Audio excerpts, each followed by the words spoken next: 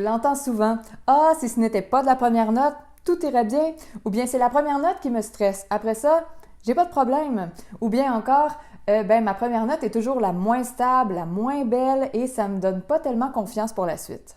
Il y a quelque chose derrière ça, il y a des raisons pour lesquelles ça arrive. Tout est dans la préparation. Pour n'importe quel autre instrument, ça va de soi. On prend une certaine posture, on place nos doigts ou nos baguettes à la bonne place avant de commencer.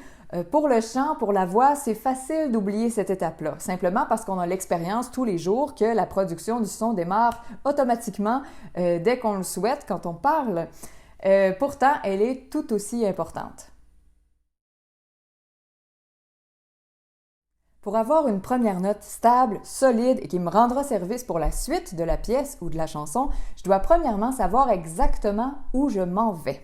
Concrètement, ça veut dire chanter la note dans ma tête à l'avance, ce qui va venir ajuster la hauteur de mon larynx à l'avance, ce qui veut dire que je vais pouvoir atteindre la première note d'un seul coup. Et dans ma tête, il y a et au lieu de l'entendre glisser vers le haut. Donc, je garde ma position de repos. Et.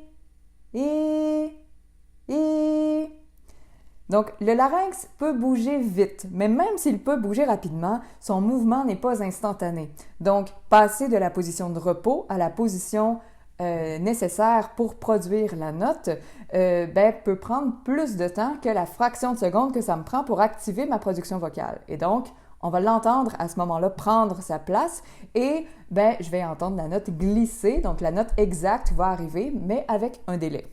Deuxièmement, je veux connaître la gestion de l'air dont j'ai besoin et la préparer à l'avance. Donc, je veux prendre la quantité d'air tout juste dont j'ai besoin, pas plus, et je veux le faire dans un débit d'air qui sera approprié, pas plus.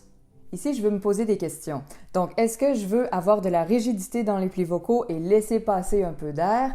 Et à ce moment-là, je vais devoir prendre une quantité d'air un tout petit peu plus grande avec un débit d'air un tout petit peu plus grand tout en en le gardant stable.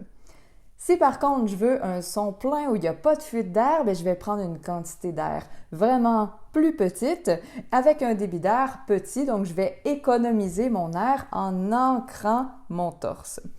Et on se rappelle que plus la tâche vocale est exigeante, plus j'ai besoin de freiner le débit d'air pour le garder vraiment au minimum et donc plus j'ai besoin d'ancrage du torse.